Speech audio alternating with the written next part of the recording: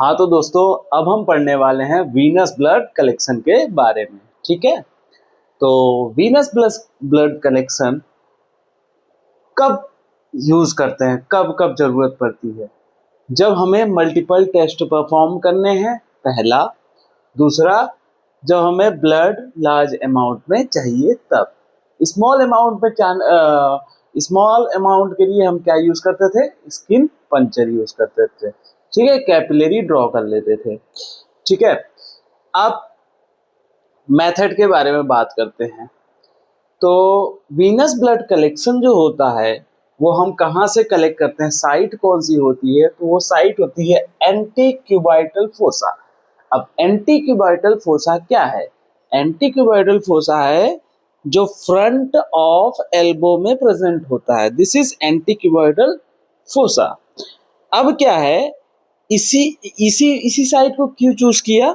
Because क्योंकि इस पे लार्ज सुपरफिशियल वेन होती है। उस वेन का नाम है मीडियन क्यूबाइटल वेन। ठीक है, अब वो लार्ज होती है, क्लोज टू द सरफेस होती है और इजिली एक्सेसिबल होती है, इसलिए हम एंटीक्यूबाइटल फोसा साइट यूज करते हैं फॉर वीनस ब्लड कलेक्शन। ठीक है, अब देखिए स्टेप बाय स्टेप चलते हैं। देखिए क्या है, rubber tourniquet is applied to upper arm. तो अपर आर्म पे हम सबसे पहले रबर टॉर्निक्वेट अप्लाई करेंगे। ठीक है, और ये बात ध्यान रखेंगे, it should not be to tight, not remain more than 2 minute. जो टॉर्निक्वेट है वो बहुत ज्यादा टाइट भी नहीं करना है उसको, और बहुत देर तक भी नहीं रखना है, मतलब 2 मिनट से ज्यादा नहीं रखना है। अब पेशेंट को बोला जाता है टू मेक फिस्ट बनाने के लिए बोला जाता है, ताकि मसल्स कॉन्ट्रैक्ट होंगी और वेन्स जो है इजिली पैल्पेबल और प्रोमिनेंट होंगी, इजिली विजिबल होंगी। एक्चुअली टॉर्निकेट इसीलिए यूज किया जाता है ताकि जो सुपरफिशियल वेन है, that is median cubital when, वो हमें सही से दिख जाए। ठीक है, तो हम पेशेंट को क्या बोलेंगे? Patient is asked to make fist where उससे होगा क्या? Veins become more prominent and palpable. फिर venipuncture site is cleaned with 70% ethanol and allowed to dry. तो अब क्या करेंगे, वेनी पंचर साइट को हम क्या करेंगे? क्लीन करेंगे। ठीक है, किससे? 70% इथेनॉल से। उसके बाद हम उसको ड्राई करेंगे एंड देन उसके बाद क्या करेंगे, हम क्या करेंगे? वेन्स को कंप्रेस करेंगे। जिस साइड में हम वेनी पंचर करने वाले हैं तो उसके ऐसे कंप्रेस करेंगे कि जो है कि जो veins is compressed and pulling of soft tissue below puncture side with left hand. मतलब जैसे हम जिस साइड पे कर रहे हैं ऐसे कंप्रेस करेंगे ताकि जो सॉफ्ट टिश्यू है पंचर साइड से नीचे हो जाए और हमें प्रॉपर ब्लड कलेक्ट मिले। ठीक है, तो ताकि क्या हो, veins is compressed and pulling soft tissue below puncture side with left hand. ठीक है, अब क्या करेंगे?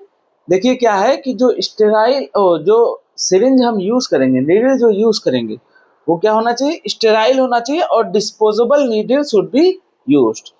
डिस्पोजेबल और स्टेराइल नीडल हमको यूज करना है। ठीक है, ताकि कोई कंटामिनेशन, कोई इंफेक्शन ना फैले। अब देखते हैं नीडल साइज क्या क्या होनी चाहिए। देखिए 19 to 21 गॉज इन एडल्ट। जो नीडल की साइज जो होनी चाहिए 19 से 21 गॉज एडल्ट में होनी चाहिए, और फॉर चिल्ड्रन कितनी होनी चाहिए? 23 गॉज की नीडल होनी चाहिए in the case of children. ठीक है, अब देखिए ये हो गया। अब नेक्स्ट चलते हैं। देखिए क्या लिखा है, ड्यूरिंग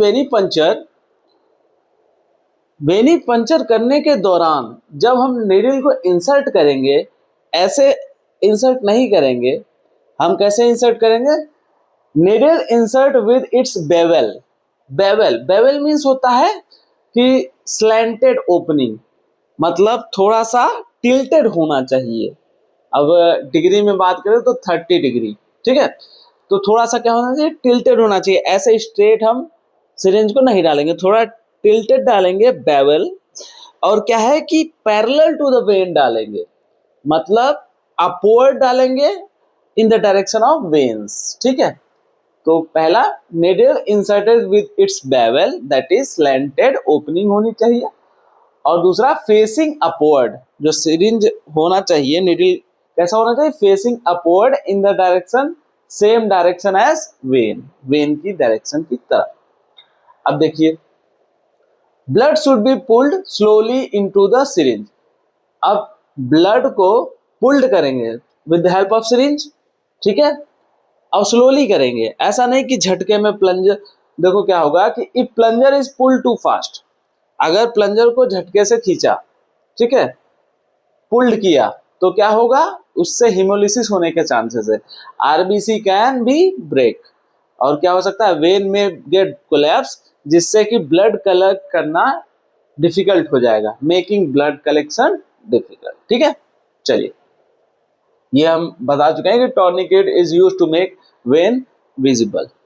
चलिए, once blood start flowing into the syringe, tourniquet should be released immediately to restore normal blood circulation and prevent change in the blood test result। कहने का मतलब ये है कि जैसे ब्लड कलेक्ट कर रहे हैं सिरिंज के द्वारा, तो वंस ब्लड स्टार्ट फ्लोइंग, ठीक है, सिरिंज में आने लगा ब्लड, तो अब क्या काम करेंगे, टॉर्निक्यूट को इमीडिएटली क्या करेंगे, रिमूव कर देंगे, ताकि जो ब्लड फ्लो है, नॉर्मल ब्लड सर्कुलेशन है, वो मेंटेन हो जाए, ठीक है। ये चीज बहुत जरूरी है। दूसरा, अब नेक्स्ट चलते हैं, blood is gently transferred into the correct anticoagulant tube. ये भी देखना है कि जो ट्यूब है वो करेक्ट एंटीकोगुलेंट का होना चाहिए, ठीक है। एंटीकोगुलेंट मतलब होता है, anticoagulant is used for preventing blood clot, ताकि क्लॉटिंग ऑफ ब्लड ना हो जाए ट्यूब में, ठीक है, इसलिए। अब देखिए, do not push blood through the attached needle to tube because this can damage RBC. अब क्या करना है, निडल से ब्लड को पुश नहीं करेंगे, इससे क्या होगा कि अगर हमने झटके में पुश कर दिया तो उससे क्या होगा कि आरबीसी में गेट डैमेज, आरबीसी डैमेज हो जाएगी और हिमोलिसिस होने का चांसेस है। चलिए आगे, blood is mixed with anticoagulant by gently. अब क्या करेंगे, जैसे ही ट्यूब में कलेक्ट कर लिया ब्लड को, अब उसको जेंटली मिक्स करेंगे, शेक नहीं करेंगे, उसको जेंटली मिक्स करेंगे। कैसे करेंगे, इन्वर्ट करके, हल्का इन्वर्ट किया, ऐसे विग्रस शेकिंग नहीं करेंगे, हल्का हल्का, नियरली 10 to 14 टाइम्स करेंगे, ठीक है, ये करेंगे। तो ये चीज है। चलिए, उसके बाद आप क्या काम करेंगे, आप चेक करेंगे कहीं पेशेंट फेंट तो फील नहीं कर रहा है, और क्या उसकी ब्लीडिंग स्टॉप हुई है कि नहीं हुई है। अगर ब्लीडिंग स्टॉप नहीं हुई है तो आप क्या करेंगे, कवर करेंगे, cover the side with the strip. तो बैंडेज स्ट्रिप से उस साइड को क्या कर देंगे, कवर कर देंगे। अब जैसे ही ब्लड कलेक्शन हो गया, जो निडल है उसको हम पंचर प्रूफ कंटेनर में डाल देंगे। लिखा है कि after use needle should be placed in puncture proof container, ठीक है। अब देखिए क्या है कि कभी कभी क्या होता है, रिकैपिंग जब हम करते हैं निडल का, तो वहां पे इंजरी होने का चांसेस है, इसलिए उसको भी ध्यान में रखेंगे। तो रिकैपिंग of needle by hand can cause needle stick injury, ठीक है। अब देखिए, जैसे ब्लड कलेक्शन करने के बाद आप चेक करेंगे कंटेनर प्रॉपरली लेबल है कि नहीं।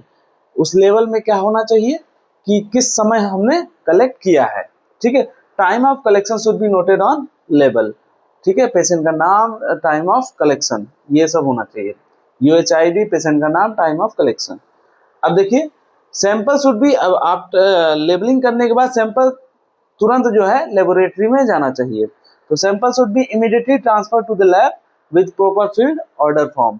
तो प्रॉपर फील्ड ऑर्डर फॉर्म में इमीडिएटली लेबोरेटरी में सैंपल जाना चाहिए, ठीक है। अब क्या क्या ध्यान देंगे आप ड्यूरिंग वीनस ब्लड कलेक्शन, आप क्या क्या चीजें ध्यान देंगे, ठीक है। तो प्रिकॉशन क्या क्या रखना है आपको। पहला कि never take blood from IV line और from same arm where IV fluid are being given, it will mix with blood and dilute sample and it will result in incorrect reading. मतलब कहने का मतलब ये है कि कभी भी ब्लड जब कलेक्ट कर रहे हैं आप आईवी लाइन से नहीं करेंगे या फिर सेम आर्म से नहीं करेंगे जहां पे पहले से ही आईवी फ्लूइड दिया गया है पेशेंट को, उस आर्म में आप वीनस ब्लड कलेक्शन नहीं करेंगे। उससे होगा क्या कि अगर उस आर्म में कर लिए जहां आईवी लाइन है या फिर आईवी फ्लूइड जिस एरिया में दिया गया है, अगर वहीं पे हम कलेक्ट कर लेंगे तो उससे क्या होगा कि वो मिक्स हो जाएगा, ब्लड टिश्यू फ्लूइड के साथ मिक्स हो जाएगा और डाइल्यूट कर देगा, जिससे कि रिजल्ट इनकरेक्ट आ सकता है। पहला प्रिकॉशन ये रखेंगे। दूसरा ये रखेंगे कि blood should not be collected from sclerosed vein. Sclerosed vein मतलब ऐसी वेन जो क्या है, हार्ड है, थिक है। तो स्केयर्ड, हार्ड और थिक अगर वेन है तो वहां से ब्लड कलेक्ट नहीं करेंगे। क्यों? Because blood flow is poor and difficult to collect. क्योंकि थिक और हार्ड वेन में क्या होता है कि ब्लड फ्लो जो होता है बहुत ही पुअर होता है और वहां से डिफिकल्ट होता है ब्लड को कलेक्ट करना। ठीक है, चलिए तीसरी चीज देखते हैं। तीसरी चीज ये है, do not collect at haematoma area because sample में गेट कंटामिनेटेड। जहां पहले से हेमाटोमा है वहां से हम फिर से ब्लड कलेक्ट नहीं करेंगे, वहां उस एरिया से ब्लड कलेक्ट नहीं करेंगे। क्यों? चांसेस होते हैं कंटामिनेशन होने के। ठीक है, तो बिकॉज सैंपल में गेट कंटामिनेटेड। ठीक है, चलिए चौथा चीज देखते हैं। चौथा चीज क्या है कि पंचर साइट में पहले क्या करेंगे, इथेनॉल ड्राई करेंगे, क्लीन करेंगे अल्कोहल बिफोर वेनी पंचर। जो क्लीन और ड्राई करना है वेनी पंचर के बाद नहीं करना है, वेनी पंचर के पहले करना है। ठीक है, वेनी पंचर करने के पहले आपको क्लीन और ड्राई कर लेना है, किससे? अल्कोहल से, तभी आप वेनी पंचर करिए। ठीक है, चलिए पांचवा क्या है, tourniquet remove before needle from veins. जैसे फॉर एग्जांपल, मतलब जैसे ब्लड कलेक्ट किया, अब सिरिंज पहले नहीं निकाल देंगे, पहले आप क्या टॉर्निकेट को रिमूव करेंगे फिर सिरिंज को निकालेंगे। तो ऐसा नहीं होना चाहिए कि सिरिंज निकालने के बाद टॉर्निकेट नहीं, ऐसा नहीं करना है। आपको क्या करना है कि tourniquet should be remove before needle is remove. ठीक है, इससे क्या होगा, इससे हीमेटोमा नहीं होगा, तो इट विल प्रिवेंट हीमेटोमा।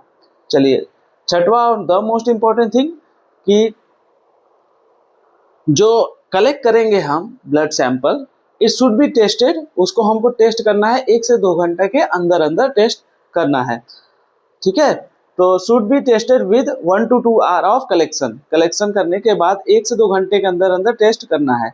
अगर 1 से 2 घंटा नहीं चाहिए, इफ नॉट पॉसिबल, अगर पॉसिबल नहीं है तो आप एक काम करो, उसको 4 से 6 डिग्री सेल्सियस में रेफ्रिजरेटर में स्टोर करके रख सकते हो। और कितने देर तक रख सकते हो? मैक्सिमम 24 घंटे के अंदर अंदर तक रख सकते हो।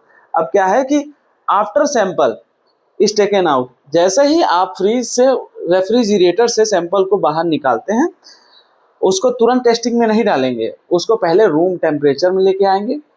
It should be allowed to return room temperature, sample को रूम टेम्परेचर में लाएंगे और उसको फिर से मिक्स प्रॉपर करेंगे and then it is ready for the testing. ठीक है, चलिए